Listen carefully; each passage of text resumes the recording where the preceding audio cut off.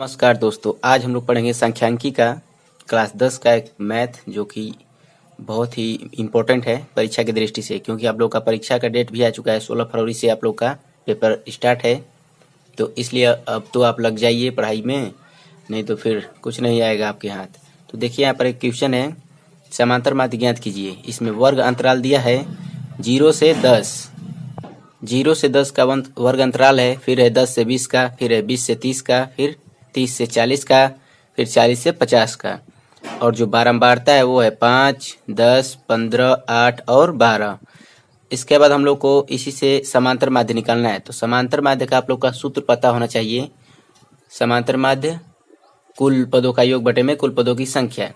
तो सबसे पहले इसको भी एक कॉलम में बना लेंगे। सबसे पहले इसको एक कॉलम में सजा लेंगे। तो चलिए इसको सजाते हैं। तो देखिए, जब तक हम बना रहे हैं तब तक आप लोग कापी और कलम निकाल कर बैठ जाइए, क्योंकि जब हम लगाएंगे तो आप लोग भी साथ साथ लगाते चलिएगा, ताकि आप लोग को समझ में आ जाएगा और किसी को भी आप बता भी सकते हैं। तो देखिए, सबसे पहले ये यहाँ से कॉलम हो गया, और ऊपर भी एक चिन्ह पारेंगे हम लोग।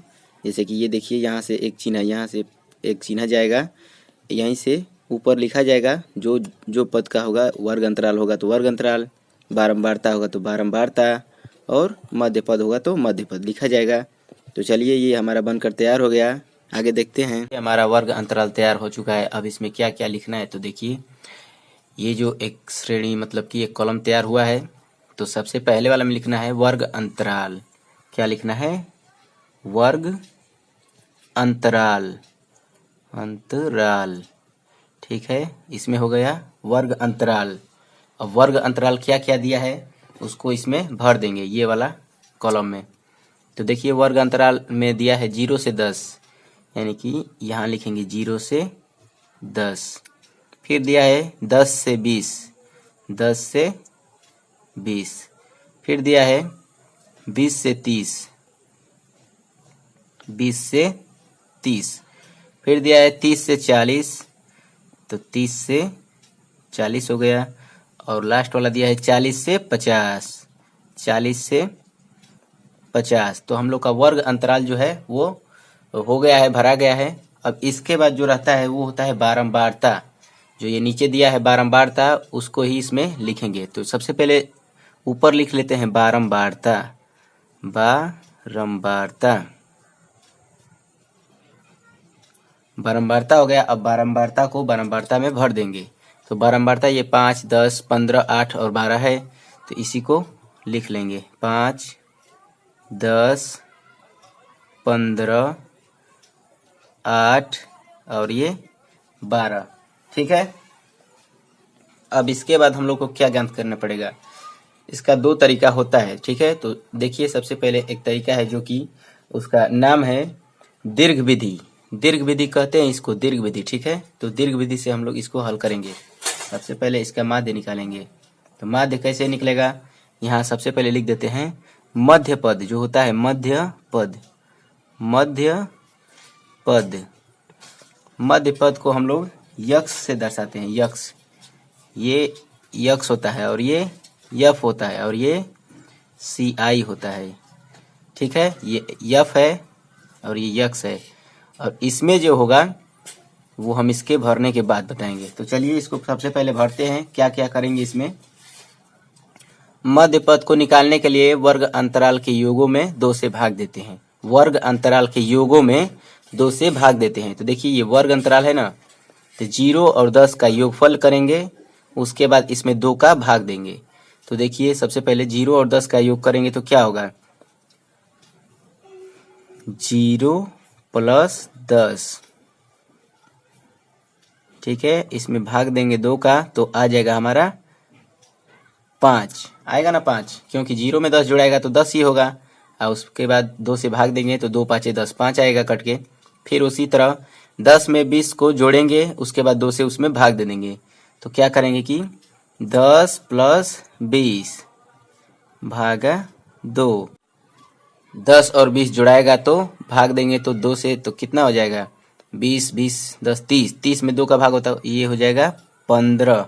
उसके बाद ये है जो 20 प्लस 30 भागा 2, बराबर कितना हो जाएगा, 20 और 30 जुड़ाएगा तो 50 हो जाएगा, 50 में 2 का भाग होगा तो 25 हो जाएगा।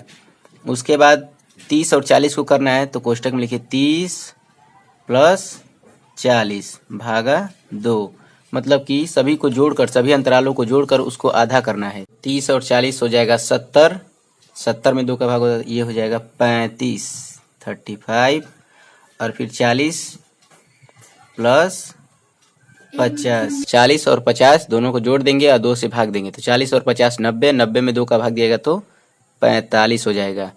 अब निकालेंगे यहाँ पर fx, मतलब कि f जो है वो इंटू x, यानी बारंबारता और मध्य पद में गुणा होगा।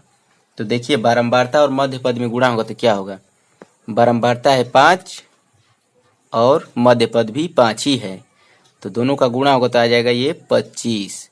फिर उसी तरह ये बारंबारता है और ये 15 मध्य पद है, तो दोनों का गुणा होगा तो ये आ जाएगा 150।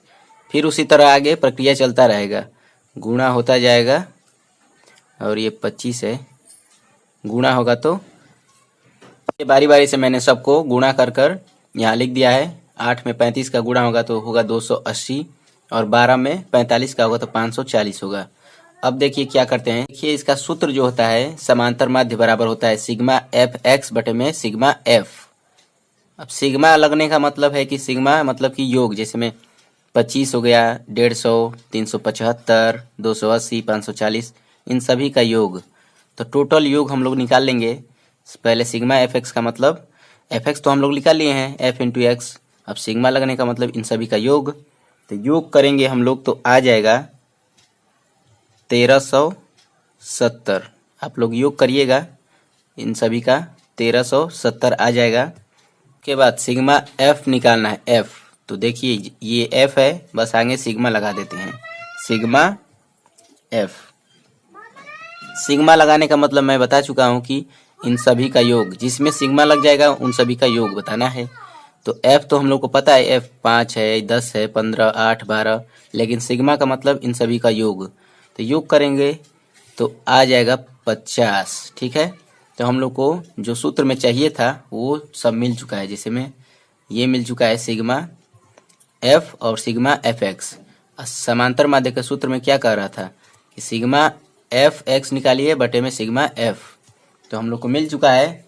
तो अब क्या करेंगे, सूत्र पे रख देंगे। तो देखिए सूत्र पे कैसे रखाएगा, सिग्मा एफ एक्स के जगह पे 1370 बटे में सिग्मा एफ के जगह पे 50। अब कुछ नहीं करना है, सिंपल कटा देना है, 0 से 0 कट जाएगा और इसको भाग देंगे तो आ जाएगा 27.4। ठीक है, चलिए यही आपका आंसर हो जाएगा। मिलते हैं अगले वीडियो में, तब तक के लिए देखते रहिए कविंदर भैया चैनल, और चैनल को लाइक कीजिए, सब्सक्राइब कीजिए, ज़्यादा से ज़्यादा लोगों को शेयर कीजिए। धन्यवाद।